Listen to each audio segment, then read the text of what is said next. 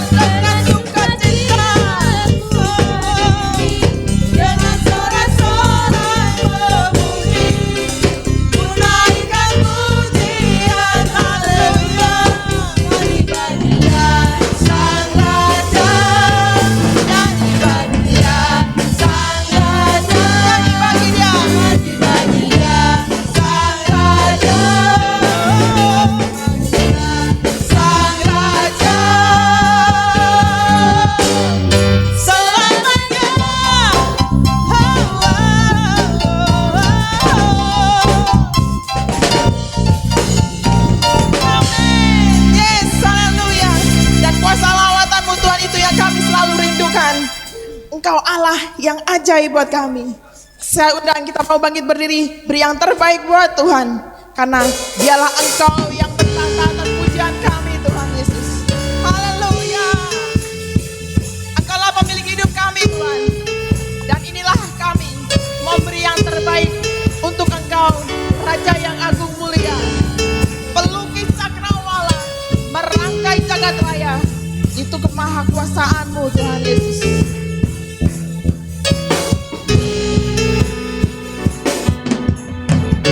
Pelukis cakrawala, merangkai jagat raya, pencipta alam semesta. Engkau maha kuasa Tuhan Yesus. Pemilik kehidupan yang sanggup menyelamatkan, dialah jalan kebenaran. Amin. Dan kami gak perlu laku Tuhan. Kami rindukan kuasa lawan-Mu, kebangkitan pasti terjadi. Oh, oh, oh. Datanglah dan kuat dan berkuasa saat hati bersatu. Menaikkan pujian bagi Raja yang agung mulia, Yesus Kristus Tuhan. Mukjizat dinyatakan. Great is our God. Terima kasih Tuhan. Engkau sungguh ajaib dan perkasa. Great is our God. Haleluya. Pelukis cakrawala, merangkai jagat raya, pencipta alam semesta. Pemilik kehidupan yang sanggup menyelamatkan, dialah jalan kebenaran dan hidup buat kami. Kami rindukan kuasa lawan-Mu, kebangkitan pasti terjadi. Oh, oh, oh. Datanglah dan kuat dan berkuasa saat hati bersatu. Menaikkan pujian lagi kepada-Mu Tuhan Yesus. Belenggu dipatungkan, mukjizat dinyatakan. Jadi surga dan bertambah kuat dan berkuasa saat hati bersatu. Menaikkan pujian, belenggu dipatungkan. Yes, terima kasih Tuhan. Mukjizat dinyatakan. Great is our God. Terima kasih Tuhan.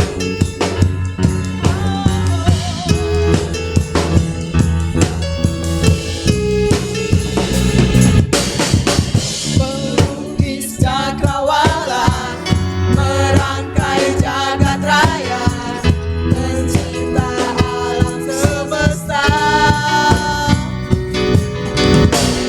Pemilik kehidupan yang sanggup menyelamatkan, dialah jalan kebenaran. Kami rindukan kuasa lawan-Mu, kebangkitan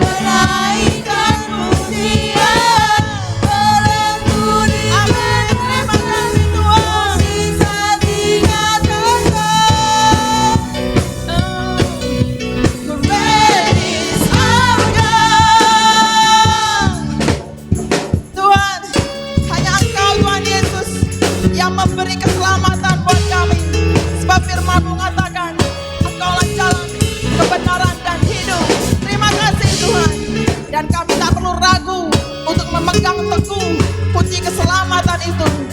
Terima kasih Yesus.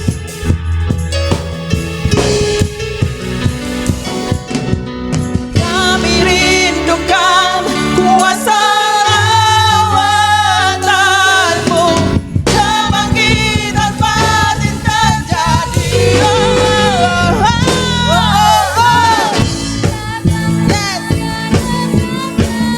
Tuhan dan berkuasa saat hati bersatu, menaikkan pujian. Mujizat dinyatakan. Sekali lagi katakan, datanglah dan katakanlah. Kuat dan berkuasa saat hati bersatu, menaikkan pujian bagimu Tuhan. Mujizat dinyatakan. Great is our God. Haleluya. Amin. Silakan duduk dalam hadirat Tuhan. Terima kasih Tuhan untuk karya kasih, untuk karya salib-Mu buat kami. Engkaulah jalan kebenaran hidup kami, dan Engkaulah jaminan hidup kami Tuhan. Dan kami mau hanya Engkau yang bertahta dalam hidup kami. Kami memandang Engkau Tuhan, dan kupandang kemuliaan-Mu, mengagungkan imam besar yang agung itu, Yesus Kristus Tuhan. Haleluya Yesus.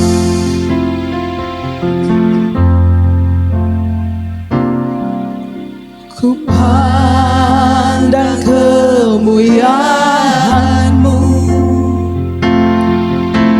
imam besar maha agung. Kaulah pemilik hidupku, Yesus Kristus Tuhan.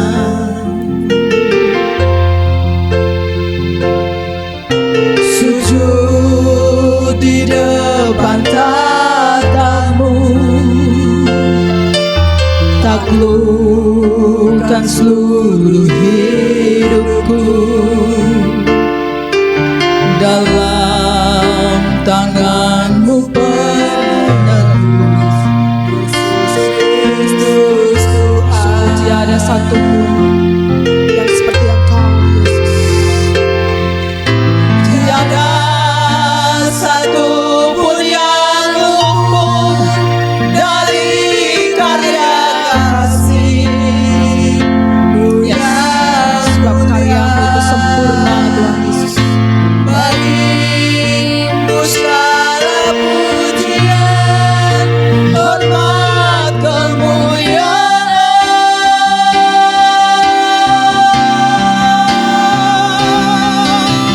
Engkau Tuhan ku tinggikan, yang bangkit yang menang, Yesus Kristus Tuhan. Raja mulia dan luhur, berkorban bagiku. Maka jiwaku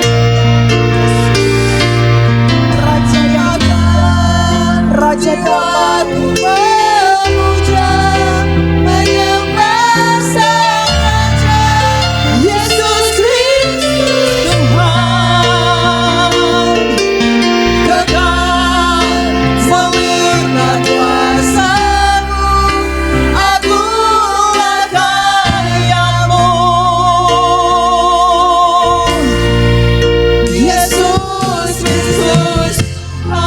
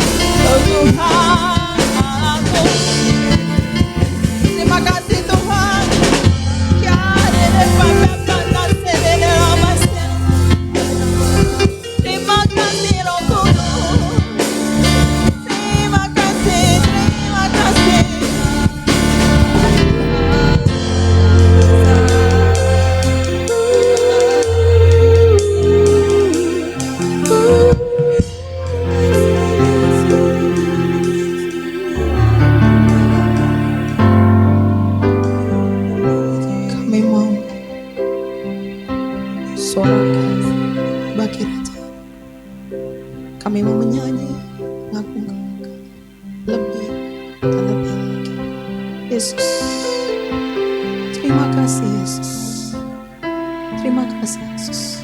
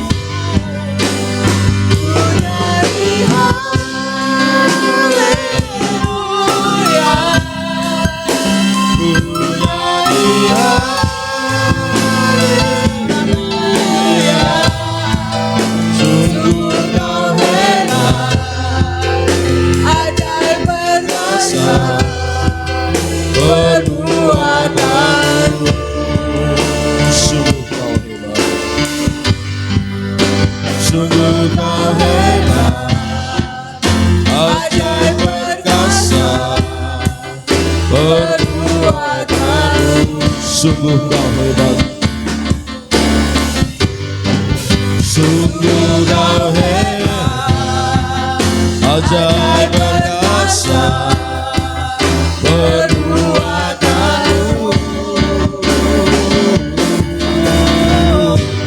di hidupku.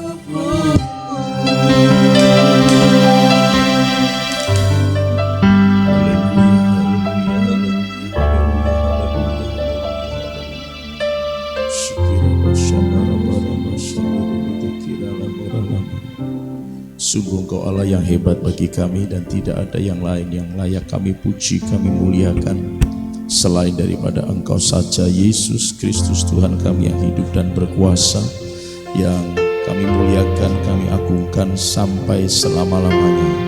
Tuhan, terima kasih untuk kami boleh ada, kami boleh menyembah Tuhan, kami boleh memuji Tuhan, kami boleh meninggikan nama-Mu ya Tuhan. Bersyukur Tuhan buat rahmat anugerah Tuhan yang besar, yang ajaib bagi kami semua. Oleh sebab itu Tuhan, bawa kami terus masuk dalam hadirat-Mu.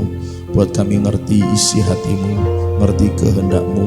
Olehnya Tuhan, setiap panca indera rohani pada sore hari ini Tuhan bukakan, Tuhan aktifkan demi nama Yesus Kristus, dan Tuhan pertajam setiap panca indera rohani kami agar kami dapat mengerti apa yang Tuhan sampaikan dan ajarkan bagi kami pada sore hari ini. Berkuasalah Engkau terus atas kami semua Tuhan, dan Engkau beracara terus atas kami semua Tuhan. Jangan lewatkan satupun di antara kami di dalam hadirat-Mu yang kudus, melainkan setiap kami sore hari ini akan mengalami perjumpaan dengan Engkau ya Tuhan. Terima kasih Bapa di surga. Tutup bungkus kami semua dengan darah anak domba Allah. Jagai dengan pasukan malaikat-Mu, pagari dengan kasih setia dan tembok berapi-Mu, agar segala kebenaran, seluruh kebenaran yang Tuhan ingin sampaikan dan ajarkan sungguh dapat kami tangkap, kami terima dengan benar di hadapan Engkau. Oleh sebab itu Tuhan, biar apa yang harus kami dengar, itu yang kami dengar. Maka segala macam bentuk gangguan, segala macam bentuk penyelewengan, segala macam bentuk penyimpangan, kami tolak, patahkan, hancurkan demi nama Yesus Kristus. Biar sungguh Tuhan kami mengerti sebagaimana yang Engkau kehendaki. Terima kasih Tuhan, terima kasih Tuhan. Syukur kami naikkan kepadamu. Dengan ini kami siap untuk menerima didikan ajaran Tuhan demi nama Tuhan Yesus Kristus. Haleluya. Kita semua yang siap katakan amin. Silakan duduk Bapak Ibu Saudara kasih Tuhan. Shalom. Selamat sore. Puji Tuhan. Hari ini kita sangat bersuka cita karena kasih dan anugerah Tuhan dinyatakan buat kita, sehingga kita bisa berkumpul bersama-sama sore hari ini untuk kita kembali belajar firman Tuhan. Ya, puji Tuhan Bapak Ibu Saudara. Apa yang terjadi pada hari-hari ini di sekitar kita Bapak Ibu Saudara pasti sudah tahu gitu ya. Sangat ramai sekali di media sosial ya. Orang-orang yang memiliki kapasitas sebagai pemimpin-pemimpin hari-hari ini sedang disoroti oleh berbagai macam lapisan masyarakat. Dan itu sesuatu yang seperti yang sudah Tuhan sampaikan kepada kita semua, bahwa itulah goncangan-goncangan yang terjadi, sekalipun mungkin dampak goncangan itu tidak atau belum terasa secara fisik atas kita semua, tetapi itulah yang disebut goncangan. Itulah yang kemudian bisa mengarah kepada sebuah goncangan yang lebih besar, yang bisa jadi kalau memang itu adalah sebuah ketetapan yang Tuhan berikan barangkali, tetapi kita berdoa agar kiranya kehendak Tuhan saja yang jadi di atas segala sesuatunya. Nah, kalau memang barangkali Tuhan izinkan, itu mungkin akan mengarah kepada goncangan yang akan menyentuh fisik manusia kita sebagai gereja Tuhan. Jadi Bapak Ibu Saudara, sesungguhnya bukan sebuah kebetulan ketika Tuhan bicara tentang kerajaan yang tidak tergoncangkan. Ketika Tuhan bicara mengenai gereja yang tidak tergoncangkan. Nah, apa yang terjadi itu adalah sebuah kulit yang mulai dikelupas oleh Tuhan, yang pada akhirnya akan Tuhan bawa kepada satu inti dari apa yang benar-benar mau Tuhan kerjakan atas bangsa kita, atas bangsa-bangsa dan seterusnya. Olehnya Bapak Ibu Saudara, tetaplah belajar untuk ada di dalam kehendak Tuhan. Tetaplah belajar untuk tetap ada di dalam firman Tuhan, sebab pada akhirnya ke depan akan Bapak Ibu Saudara saksikan semuanya bagaimana goncangan itu semakin nyata terasa atas setiap kehidupan kita. Setidaknya kalau boleh saya pakai ini sebagai contoh, bahwa apa yang terjadi akan mempengaruhi kondisi ekonomi kita, berarti itu akan menyentuh fisik kita secara tidak langsung. Betul kan saudara ya? Bagaimanapun pada akhirnya kalau harga-harga ekonomi itu begitu rupa berganti harga, itu kan pada akhirnya akan nyentuh fisik kita, ya kan? Nyentuh bagian pekerjaan, nyentuh bagian tubuh kita, makanan minuman kita gitu kan. Tapi itu baru awal, saya katakan itu kulit yang baru dikelupas. Itu akan masuk pada bagian inti yang kita nggak akan tahu jadinya akan seperti apa. Ini akan terus berlanjut sampai 2024 pada saat pilkada pilpres akan berlangsung. Jadi gereja harus tetap ada dalam kerajaan yang tidak tergoncangkan, supaya bisa murni. Ya, namanya murni itu Bapak Ibu Saudara, apapun yang Tuhan ajarkan apapun yang Tuhan sampaikan, ya itulah yang harus kita kerjakan. Tidak dipengaruhi oleh apa yang kita lihat, apa yang kita dengar, apa yang kita rasa bahkan sekalipun. Ya, kayaknya begini, kayaknya begitu, tapi kalau Tuhan bicara ke sana, ke sini, ke situ, kemari dan seterusnya, maka kita harus ada mengikuti apa yang Tuhan mau. Olehnya Bapak Ibu Saudara, belajar dari kehidupan Daud. Bapak Ibu Saudara, kita akan sama-sama belajar. Ini simpulan firman Tuhan minggu yang lalu, mungkin tidak perlu saya panjang lebarkan. Dari kitab 1 Samuel pasal yang ke-16, dari kisah Daud kita akan belajar bersama-sama. Ya.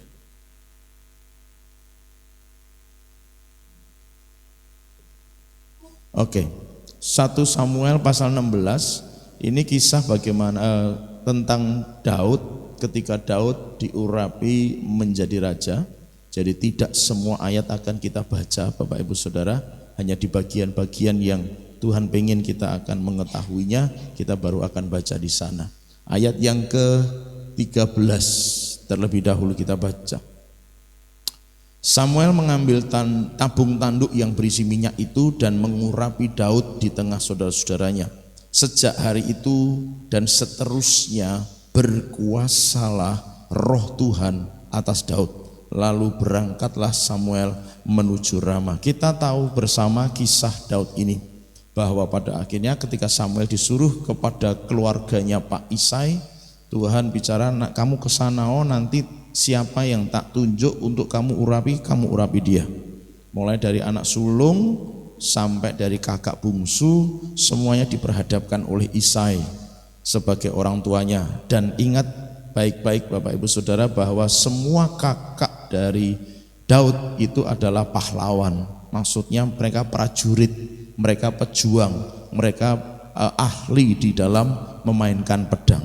Secara gestur, bahasa tubuh, itu ya istilahnya begitu, memang semestinya merekalah yang cocok jadi raja. Tapi mulai dari anak pertama sampai kakak bungsu, Tuhan ngomong bukan dia, bukan dia, bukan dia, bukan dia. Sampai pada titik di mana apa semuanya sudah di sini. Masih ada satu, tapi angon wedus gitu kan saudara. Panggil, kita nggak akan makan sebelum dia datang.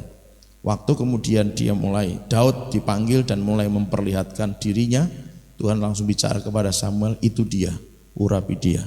Nah sejak itu kemudian firman Allah berkata tadi bahwa Samuel mengambil minyak urapan, diurapilah Daud, gitu kan?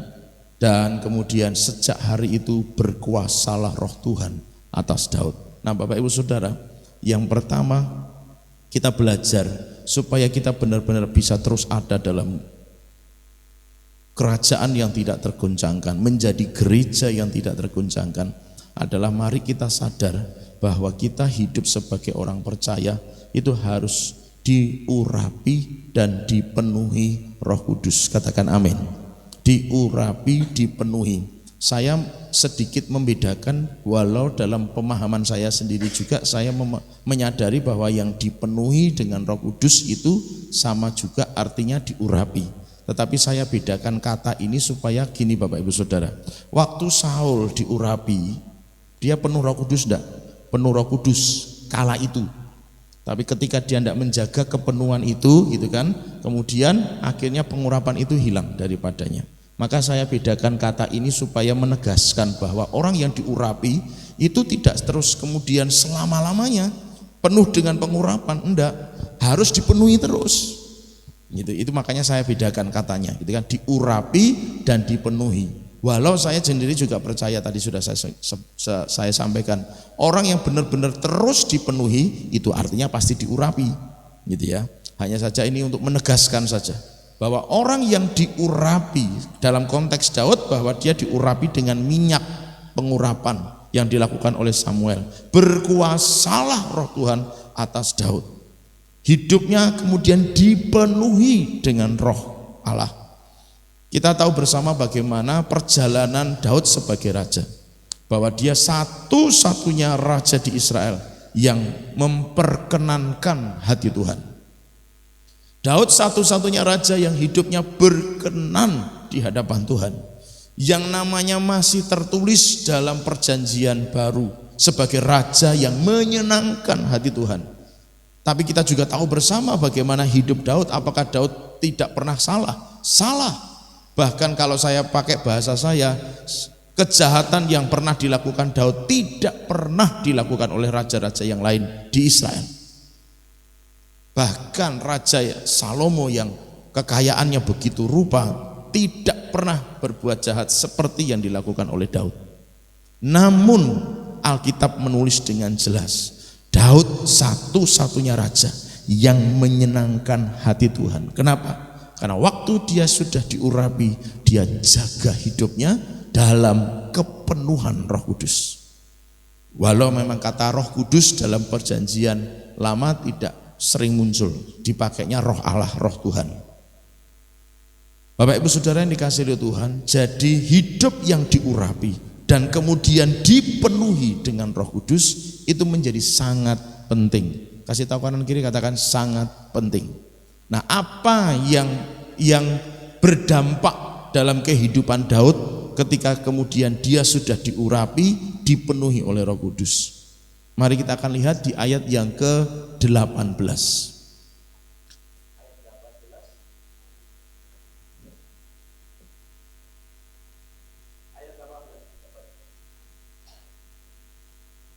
Lalu jawab salah seorang hamba itu, katanya, sesungguhnya aku telah melihat salah seorang anak laki-laki Isai, orang Bethlehem itu, yang pandai main kecapi. Ya, seorang pahlawan yang gagah perkasa, seorang prajurit yang pandai bicara, elok perawakannya, dan Tuhan menyertai dia. Bapak Ibu Saudara, kisah ini masih dalam satu alur cerita. Artinya belum berpindah pasal juga. Alkitab tidak nulis kisah kepahlawanan Daud. Daud mengalahkan siapa, Daud bunuh siapa, Daud mengalahkan bangsa mana, belum dicatat sama sekali.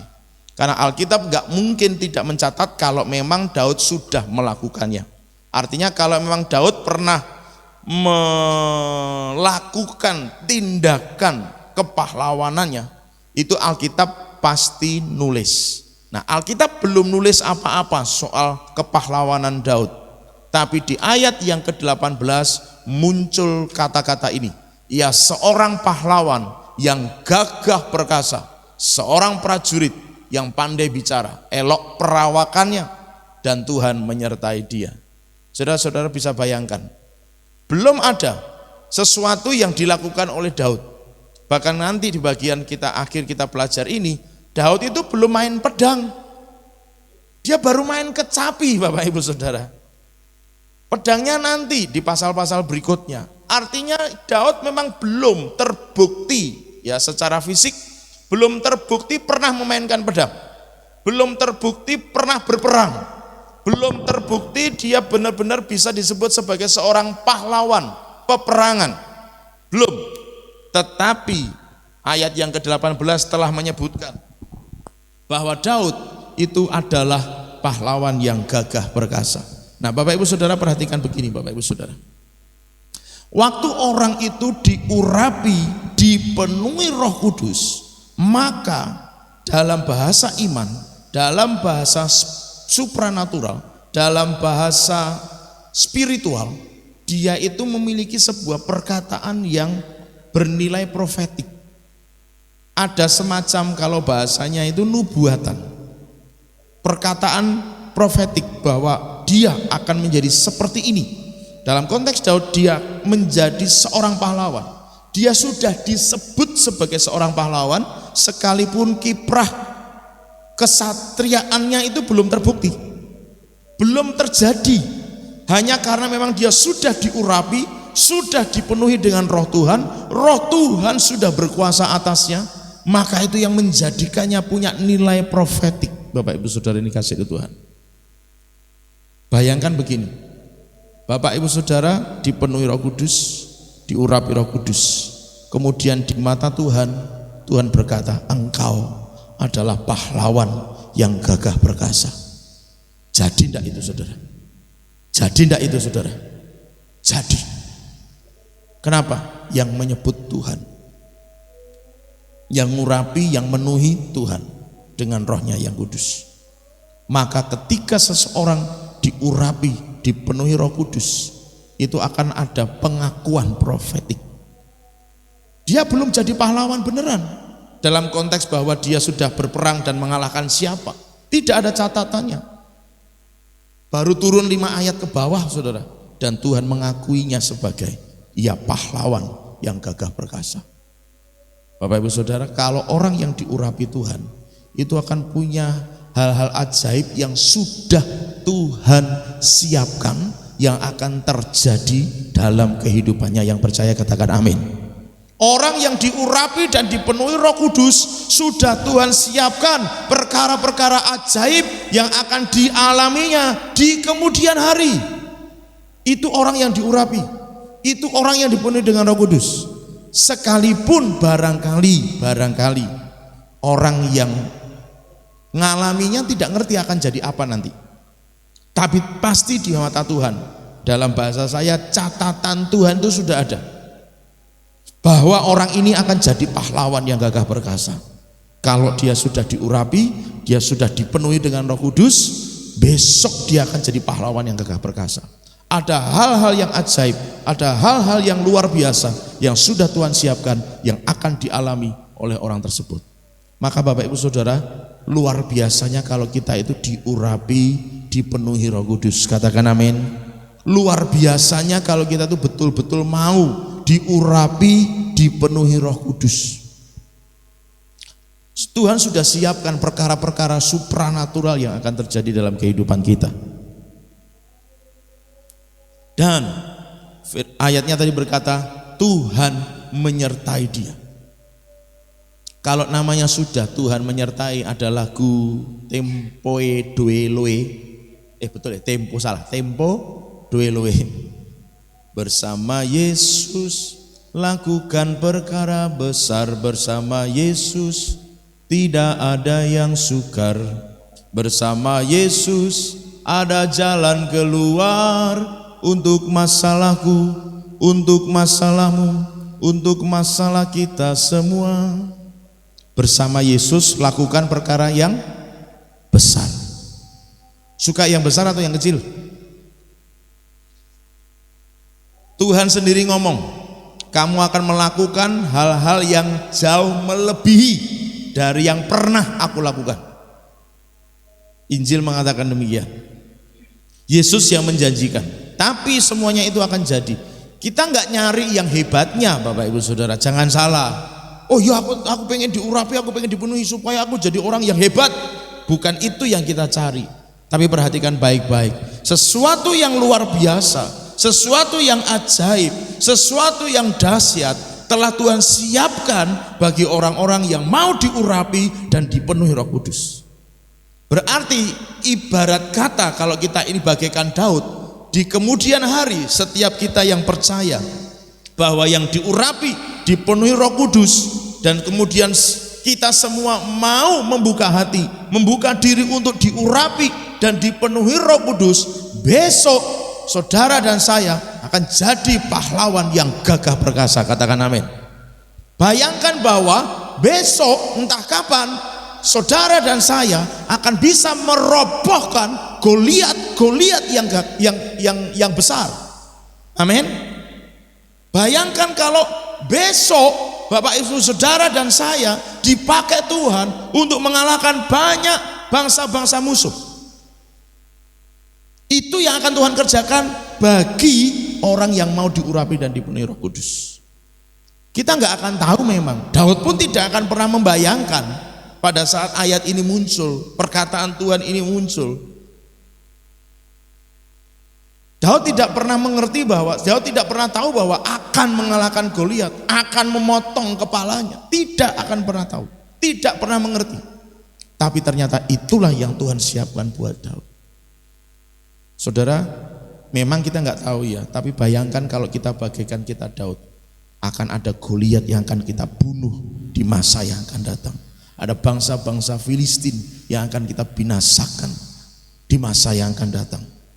Ada perkara-perkara ajaib yang Tuhan akan kerjakan di masa yang akan datang. Yang sepakat katakan haleluya. Jadi orang yang diurapi dan dipenuhi Roh Kudus itu luar biasa. Nah bayangkan kalau kemudian ada sebuah kondisi yang menggoncang. Tapi Tuhan sudah pernah berkata, Tuhan sudah katakan, orang yang mau diurapi dipenuhi akan melakukan perkara-perkara yang besar. Maka di kemudian hari ketika mungkin ada goncangan Tuhan izinkan terjadi, kita akan tetap bisa mengalahkan goncangan-goncangan. Kita akan tetap bisa mengatasi.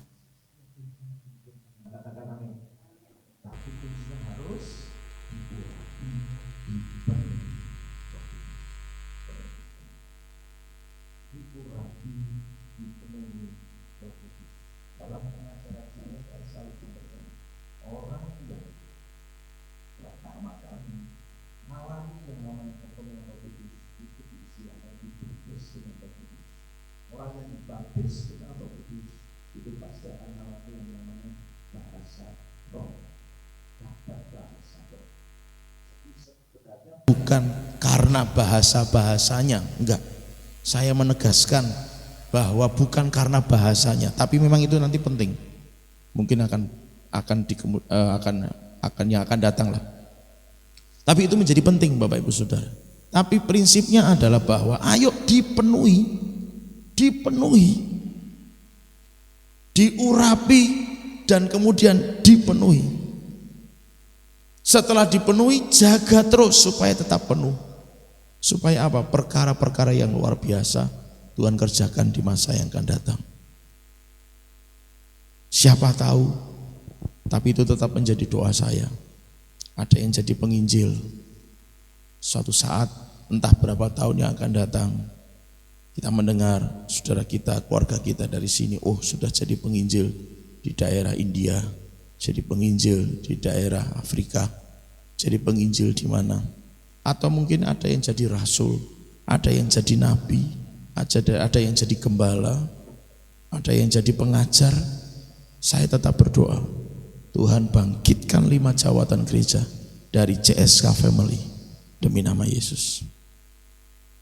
Bisa bilang amin?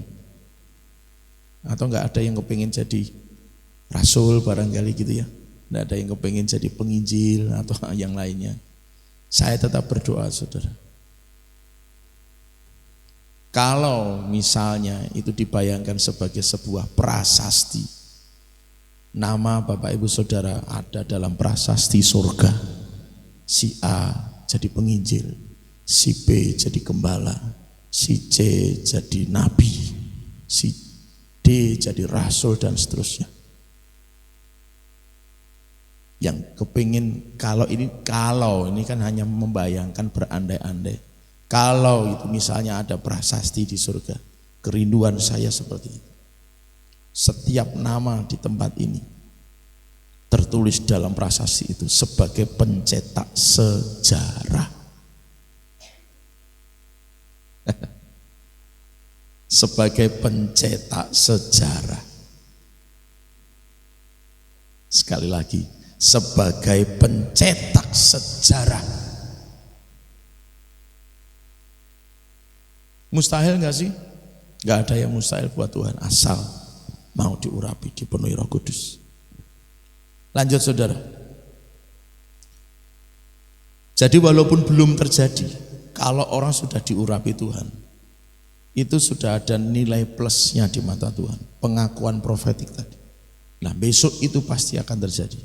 Ayat 21 Bapak Ibu Saudara, mari kita lanjut. 21. Demikianlah Daud sampai kepada Saul dan menjadi pelayannya. Saul sangat mengasihinya dan ia menjadi pembawa senjatanya. Bagian kuning, Saul sangat mengasihinya. Saul sangat mengasihinya.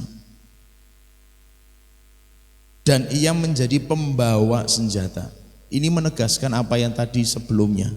Daud belum pernah berperang, belum pegang senjata, belum.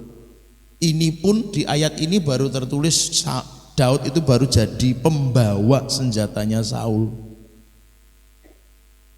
Jadi Bapak Ibu Saudara, beneran orang yang mau diurapi dan dipenuhi Roh Kudus itu Tuhan sudah siapkan hal-hal yang luar biasa.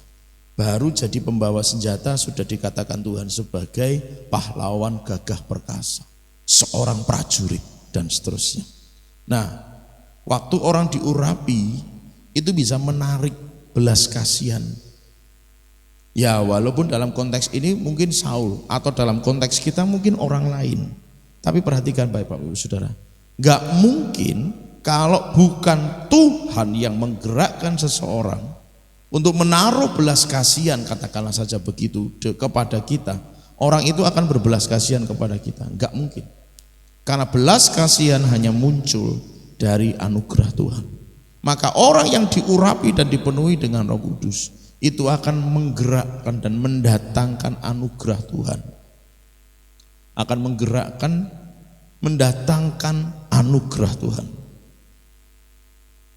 Jadi bahasa yang lain kalau saya boleh pakai istilah, kalau orang diurapi, dipenuhi dengan Roh Kudus, itu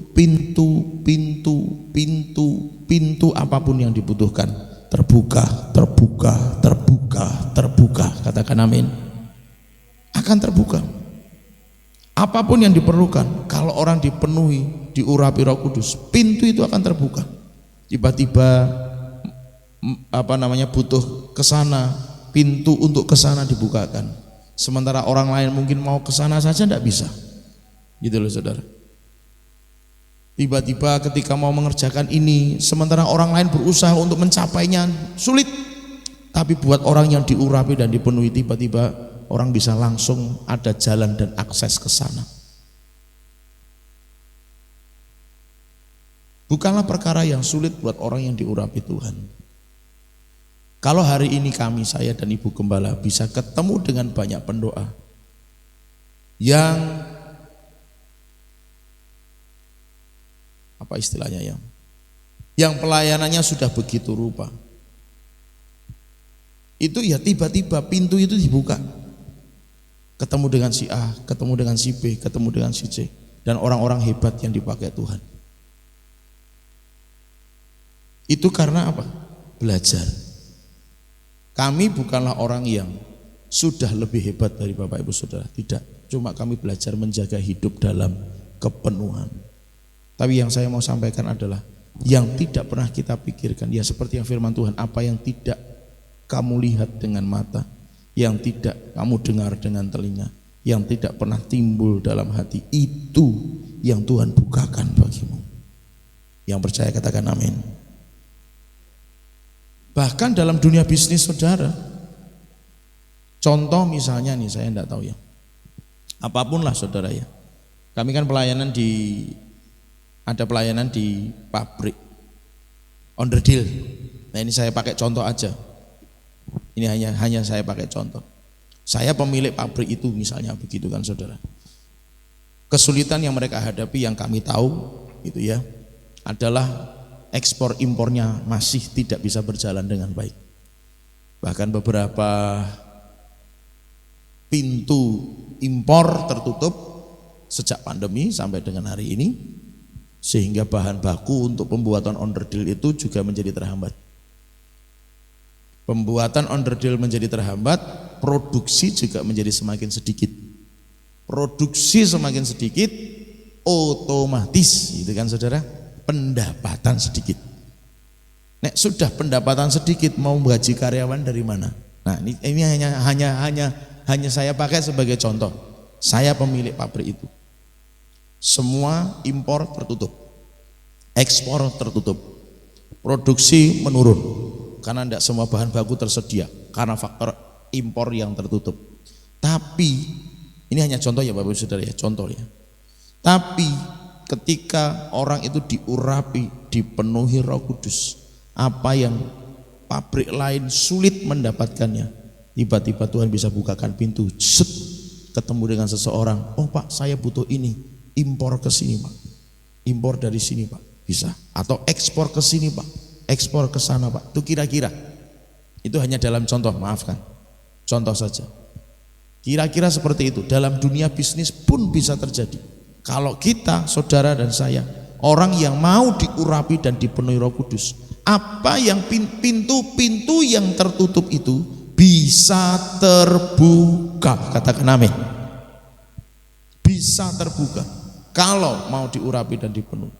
Karena apa? Orang yang dipenuhi, diurapi Roh Kudus itu mendatangkan anugerah. Siapa sangka Daud pada akhirnya jadi pembawa senjatanya Saul. Pada waktu Samuel ngurapi, itu ada Saul di situ? Enggak. Saul ngerti ada Daud yang hebat? Tidak. Tapi kenapa bisa nyambung ke Saul? Ya nanti ceritanya ada memang. Tapi coba perhatikan, tidak pernah terpikir akan masuk ke istana raja. Tidak terpikir pada akhirnya bisa menjadi pembawa senjata raja yang itu artinya dia selalu dekat dengan raja secara fisik. Tidak pernah terpikir dan terbayangkan, tapi pintu itu dibukakan oleh Tuhan sejak Roh Tuhan berkuasa atas Daud. Maka pintu itu dibuka Tuhan. Dia jadi bisa masuk ke istana raja, bahkan dekat dengan raja. Bapak Ibu Saudara bisa bayangkan kalau orang yang diurapi dipenuhi mendatangkan anugerah, pintu-pintu yang mustahil akan dibuka. Katakan amin. Dibuka. Diurapi, dipenuhi Roh Kudus. Jadi kalau kemudian ini saya sedikit jabarkan lebih panjang, sebenarnya apa sih yang tidak mungkin buat orang percaya? Apa sih yang membuat orang percaya mengalami kesulitan?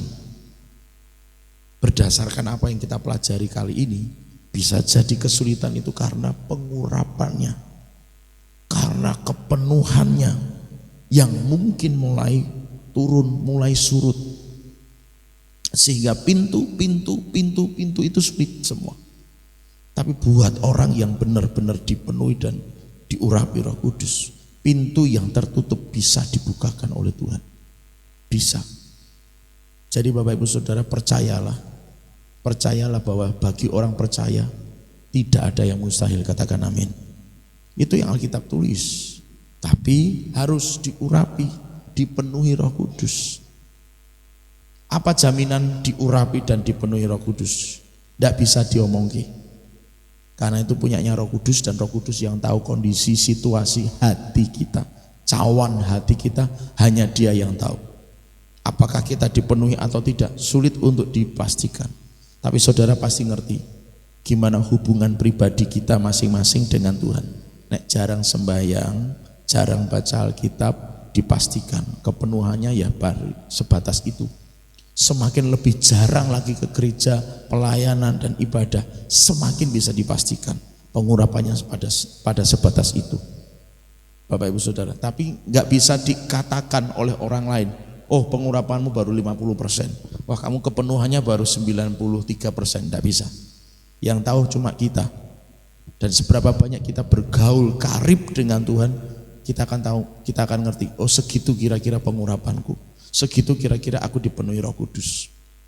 Kalau banyak pintu yang masih tertutup dan belum terbuka, Bapak Ibu Saudara, mari masuk dalam hadirat Tuhan lebih dalam. Biarkan kita dikuasai oleh Roh Kudus sepenuhnya.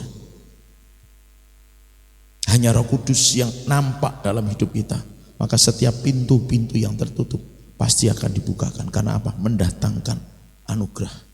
Lanjut 23 Bapak Ibu Saudara, dari pasal 16. Dan setiap kali apabila roh daripada Allah itu hinggap pada Saul, maka Daud mengambil kecapi dan memainkannya. Saul merasa lega dan nyaman, dan roh yang jahat itu undur daripadanya. Sekali lagi, Daud belum memainkan pedang, baru pembawa senjata. Dia sudah disebut pahlawan yang gagah perkasa. Pada waktu dia sudah diurapi dan dipenuhi dengan Roh Tuhan, kecapi loh saudara, itu bisa ngusir setan gitu loh saudara. Apakah karena kecapinya? Jelas tidak. Kalau zaman itu musik itu adanya cuman angklung, saya percaya waktu Daud memainkan angklung, setan keluar. Kalau waktu itu musik itu adanya kentongan barangkali, saya percaya waktu Daud mukul kentongan, setan keluar. Karena bukan pada apa alatnya, tapi karena Daud diurapi oleh Tuhan. Setiap apa yang dikerjakan oleh tangannya itu diurapi oleh Tuhan, dipakai oleh Tuhan, sehingga itu akan mendatangkan kuasa dan pengurapan. Dalam konteks Saul itu bisa mengusir roh jahat yang ada pada Saul. Nah, Bapak Ibu Saudara yang dikasihi Tuhan, tolong Mbak Sri bantu. Jadi apa saja yang disentuh oleh orang yang diurapi oleh Tuhan, dipenuhi dengan Roh Kudus, itu akan mendatangkan kuasa dan urapan. Dalam konteks perjanjian baru, Petrus pernah menyembuhkan orang sakit dengan sapu tangannya. Dan itu masih berlaku sampai dengan hari ini. Beberapa hamba Tuhan ketika tidak bisa hadir secara fisik ke tempat yang dibutuhkan orang untuk menerima jamahan Tuhan, hamba Tuhan ini ngirim sapu tangan, bahwa ini doakan atas orang sakit itu, taruh di atasnya, orang itu disembuhkan. Bayangan Petrus juga bisa menyembuhkan. Bayangan loh saudara, bayangan Petrus juga bisa menyembuhkan. Saking banyaknya pasien, tidak bisa, mungkin ini dalam bahasa dalam bayangan saya gitu kan, tidak bisa doain satu-satu gitu kan. Orang-orang yang sakit ditaruh aja di pinggir jalan, Petrus lewat, bayangannya menyembuhkan. Yesus meludah ke tanah, mengaduk tanah yang diludahi, tempelkan pada orang yang buta, orang buta itu sembuh. Sekali lagi bukan karena bayangannya, bukan karena sapu tangannya itu buatan dari mana, ada serat kain emasnya, enggak. Oh, Yesus saja meludah ke tanah, bukan karena itu tanah sakti, bukan, tapi karena orang yang diurapi, dipenuhi Roh Kudus, apa saja yang dikerjakan tangannya itu akan diurapi, dipakai oleh Tuhan. Untuk mendatangkan belas kasihan bisa, untuk mendatangkan mujizat bisa, untuk mendatangkan kemurahan Tuhan, untuk mendatangkan apapun yang memang dibutuhkan pada saat itu.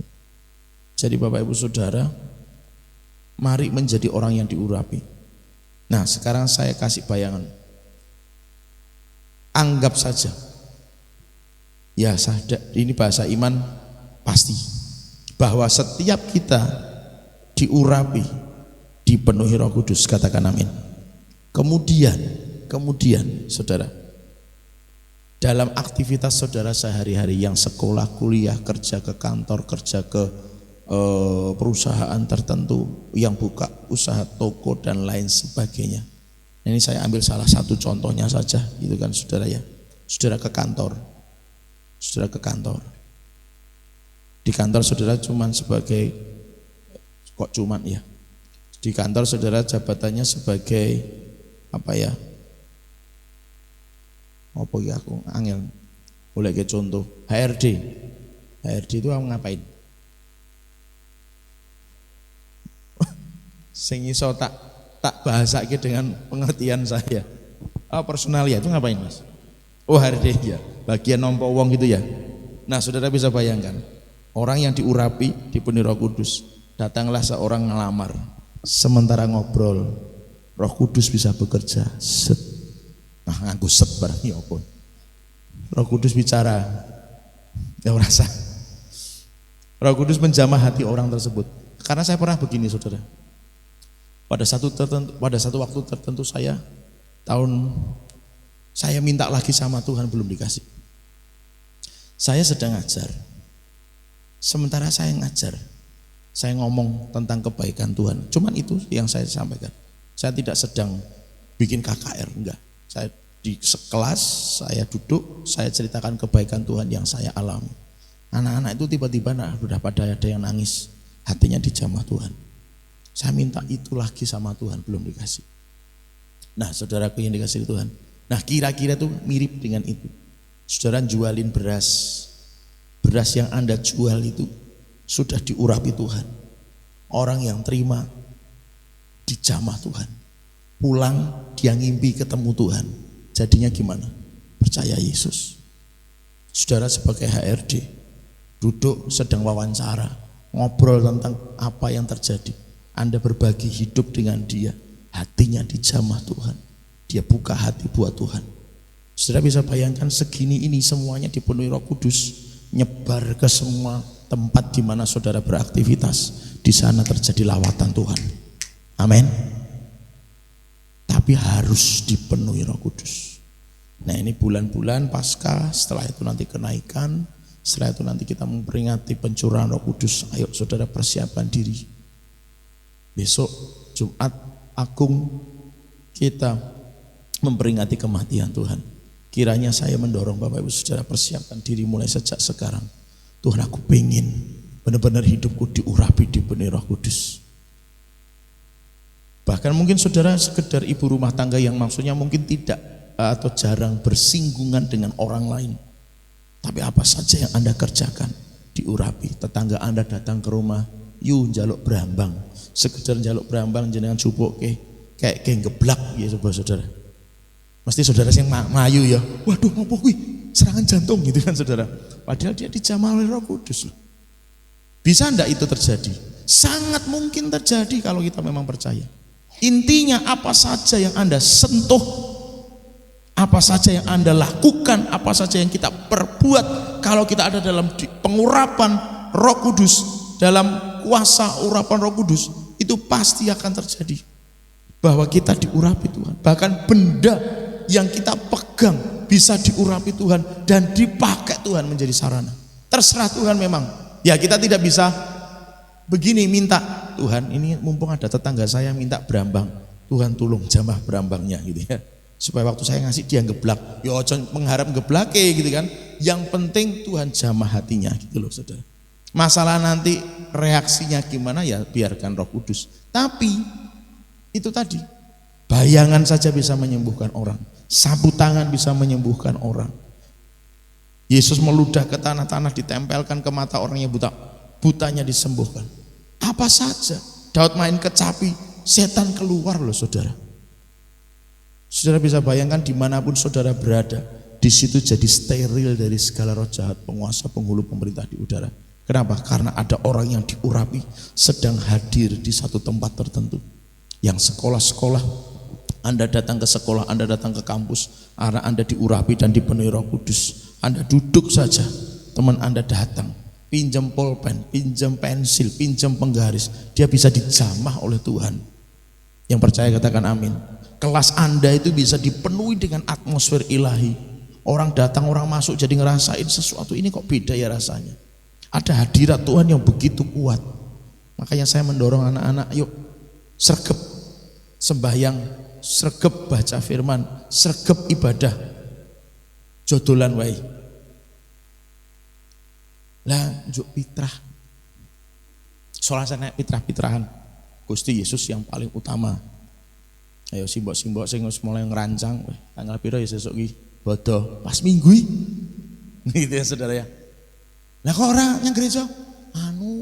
Ngene buke. Badan golek fitrah, awas. Ora diurapi mbuh lho. Ngancam ya saudara ya. Elek banget nih mimbar di ngancam. Enggak. Maksud saya saudara, ayo saudara sama-sama rindulah. Rindu benar-benar pengen diurapi Tuhan, pengen dipenuhi Roh Kudus. Amin. Amin. Nah, perjamuan kudus kali ini kiranya akan membukakan pintu anugerah dan saya berharap waktu saudara terima perjamuan kudus ini, yuk pengen sama-sama. Benar-benar pengen, ibarat kata orang yang haus tuh, waduh sudah sangat kering, pengen dijamah Roh Kudus, dipenuhi Roh Kudus. Buka hati. Sekali lagi, nggak usah mikirin pengen bahasanya, gitu kan. Kalau nanti waktunya saudara dipenuhi Roh Kudus, dibaptis Roh Kudus, saudara nggak bisa nolak bahasa itu. Tapi yang penting kepingin dulu, benar-benar pengen Tuhan penuhi aku, urapi aku. Saudara, kan ada keuntungannya kan, membuka pintu anugerah tadi. Kalau orang yang diurapi Roh Kudus, bisnisnya itu dibukakan oleh Tuhan, katakan amin. Sementara yang lain macet, seret dan lain sebagainya, kalau orang diurapi, dipenuhi Roh Kudus, bisnisnya jadi dibukakan. Walaupun ya tidak mungkin saja barangkali tidak lancar car begitu. Tapi banyak pintu yang tertutup itu bisa dibuka gitu loh. Artinya kalau orang yang diurapi, dipenuhi Roh Kudus, bisnisnya juga enjoy saja di hadapan Tuhan, katakan amin. Sekolahnya enjoy saja, apapun, karena yang disentuhnya diurapi, diberkati Tuhan. Mari kita persiapkan diri kita untuk terima perjamuan kudus. Mari kita miliki kerinduan yang besar untuk dijamah, dilawat oleh Roh Kudus sore hari ini. Saya rindu benar-benar ada kerinduan dari setiap kita untuk sore hari ini kita dijamah, dipenuhi, diurapi Roh Kudus. Haleluya Yesus. Biar anugerah-Mu malam hari ini Tuhan melimpah bagi kami. Dan biarlah setiap hati yang hadir saat menerima perjamuan kudus dibukakan oleh Tuhan. Tuhan, kami haus. Tuhan, kami rindu.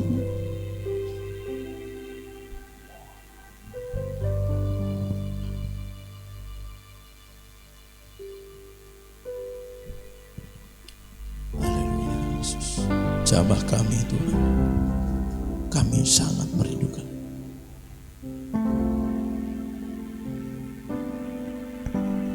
Tuhan, aku rindu.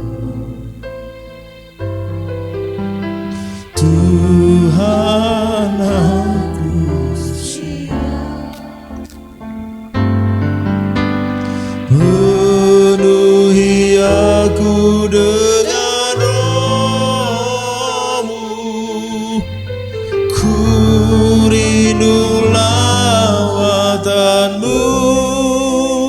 Tuhan, aku rindu. Tuhan, aku. Mari Bapak Ibu Saudara saya ajak. Mari rindukan Tuhan sore hari ini. Mari berikan kebebasan kepada Roh Kudus untuk bekerja dan berkarya dalam hidup kita. Setiap hati mari datang dengan kerinduan kepada Tuhan. Biar Tuhan yang menjamah melawat kita semua malam hari ini. Sekali lagi katakan dengan sungguh-sungguh, Tuhan, aku rindu. Tuhan, aku siap.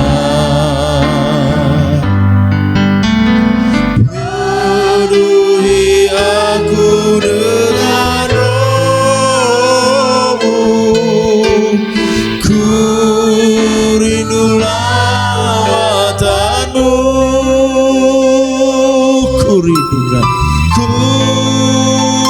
rindukan Kau hadir di sini saat ini, Yesus. Ku rindukan Roh-Mu mengurapi saat ini, Tuhan. Ku rindukan Kau hadir di sini. Mari para pelayan saya persilakan maju ke depan. Yesus, ku rindukan Roh-Mu mengurapi saat ini, Tuhan. Ini jadi doa kami bersama kepadamu. Malam hari ini tidak ada yang tidak haus Tuhan. Malam ini setiap kami yang hadir di ruangan ini, setiap kami haus akan Engkau. Bahkan atas setiap kami yang mungkin memiliki keterbatasan dalam mengerti kebenaran yang sudah kami terima. Bahkan atas setiap kami yang malam hari ini nggak ngerti apa yang Tuhan sampaikan kepada kami. Hamba berdoa kepadamu biar belas kasihan-Mu Tuhan Kau curahkan. Hamba rindu Tuhan, hamba kepingin Tuhan, biar ini menjadi kerinduan-Mu juga bagi setiap kami, bahwa setiap kami yang hadir malam hari ini dipenuhi dengan Roh Kudus, diurapi dengan Roh Kudus. Olehnya setiap hati yang masih tertutup, hamba berdoa padamu Tuhan, belas kasihan-Mu Kau curahkan, dan terbukalah setiap hati demi nama Yesus Kristus. Tuhan, biarlah kiranya melalui perjamuan kudus malam hari ini, Tuhan Engkau berkenan untuk menjamah kami, memenuhi setiap kami dengan Roh yang kudus. Mari Tuhan, Engkau bekerja atas kami semua. Olehnya urapi perjamuan kudus ini. Waktu kami minum darah Yesus, kami makan tubuh Kristus, ada perkenanan Tuhan yang besar turun buat kami, dan Tuhan berkenan menjamah dan memenuhi kami. Hamba mohon padamu Tuhan, hamba mohon padamu Tuhan, malam hari ini Kau bekerja di tengah-tengah kami. Berkati dan pakai para pelayan perjamuan, pelayanan mereka sungguh menyenangkan hati Tuhan. Dalam nama Bapa, Anak dan Roh Kudus, dalam nama Yesus, melayani perjamuan kudus.